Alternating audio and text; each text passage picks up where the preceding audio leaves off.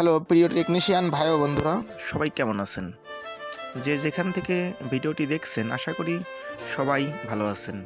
আপনাদের দোয়া ভালোবাসা এবং সৃষ্টিকর্তার কৃপায় আমিও ভালো আছি। বন্ধুরা, আমার হাতে একটি M02S ফোন দেখতে পাচ্ছেন। ফোনটির নেটওয়ার্ক সমস্যা। তো ফোনটির আমি কিছু চেকিং করছি, যেমন ফোনের IMEI ঠিক আছে কিনা এবং বেসব্যান্ড ঠিক আছে কিনা, এগুলো আমি চেক দিব। তো আমি এক এক করে সবগুলো সিরিয়াল মতো চেক দিচ্ছি। প্রথমে IMEI নাম্বার চেক দিলাম, এরপরে বেসব্যান্ড দেখতে পাচ্ছেন, বেসব্যান্ড নাম্বারও সব ঠিক আছে।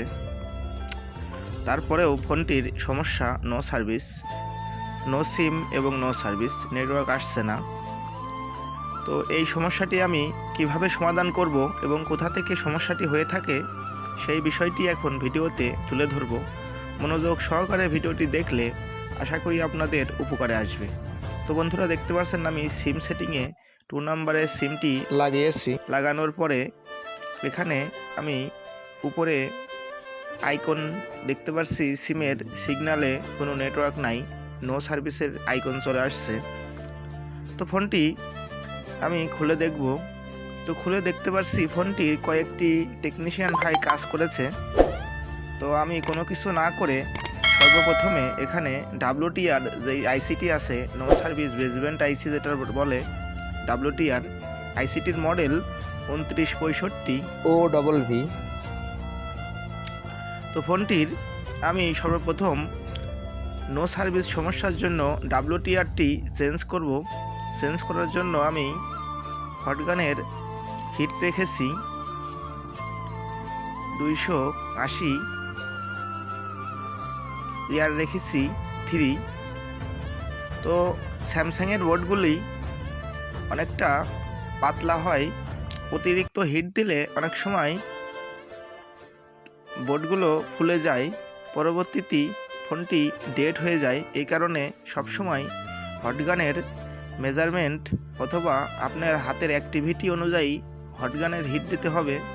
কোনো হটগানের হিট কম অথবা কোনোটার বেশি, হটগানের ব্র্যান্ড অনুযায়ী হিট তারতম্য হয়। তো আমি আইসিটি তুলে নিয়ে আইসির প্রিন্টগুলো, মাদারবোর্ডের যেই বাড়তি বলগুলো লেগে আছে এগুলো ক্লিন করার চেষ্টা করছি। ক্লিন হয়ে গেলে আমি নতুন একটি WTR আইসি এখানে লাগানোর প্রসেস সেটিও দেখাবো।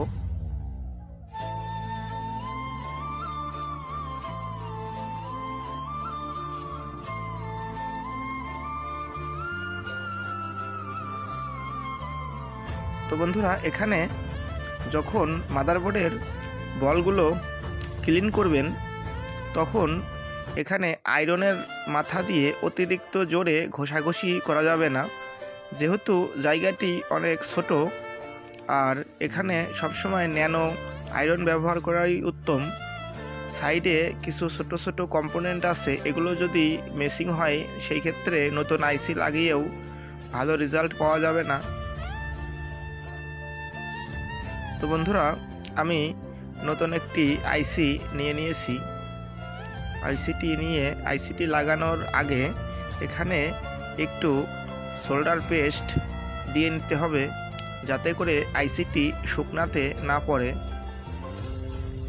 তো হালকা করে একটু সোল্ডার পেস্ট দিয়ে আমি আইসিটি মাদারবোর্ডের সাথে সঠিক স্থানে রেখে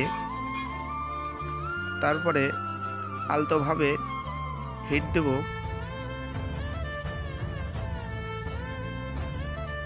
তো দেখতে পাচ্ছেন আমি আইসিটি সঠিক স্থানে রেখে এরপরে হিট দেওয়ার প্রসেস করছি। হিট আমি একই রেখেছি 280, এয়ার রেখেছি 3। দেখতে পাচ্ছেন আমি আলতোভাবে একটু হিট দেওয়ার সাথে সাথেই আইসিটি মাদারবোর্ডের সাথে কানেক্ট হয়ে গিয়েছে।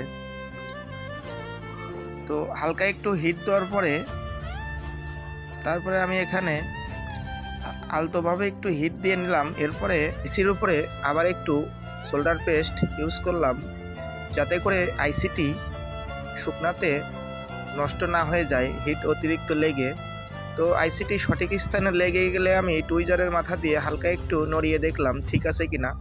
আপনারাও চাইলে এভাবে একটু নড়িয়ে দেখতে পারেন যদি আপনার হাতে কোনো কম্পন না থাকে।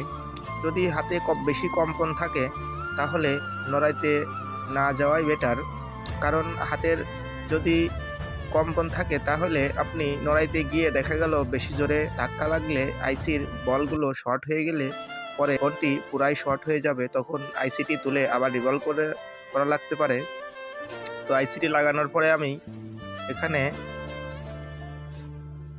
একটু অকটেন দিয়ে ওয়াশ করে নিলাম।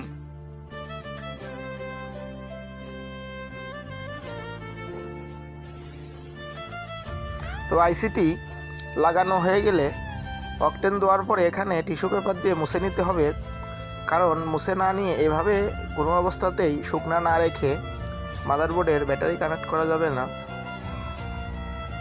তো এবার আমি আইসিটি সঠিকভাবে লাগানো ঠিকঠাক হয়ে গিয়েছে। এবার আমি ফোনটি ওপেন করে দেখব নেটওয়ার্ক কতটুকু সাকসেসফুলভাবে পেয়েছে। আমি আশাবাদী 100% কাজটি হয়েছে। দেখতে পাচ্ছেন বন্ধুরা, ফুল নেটওয়ার্ক এয়ারটেল সিগন্যাল দেখা যাচ্ছে।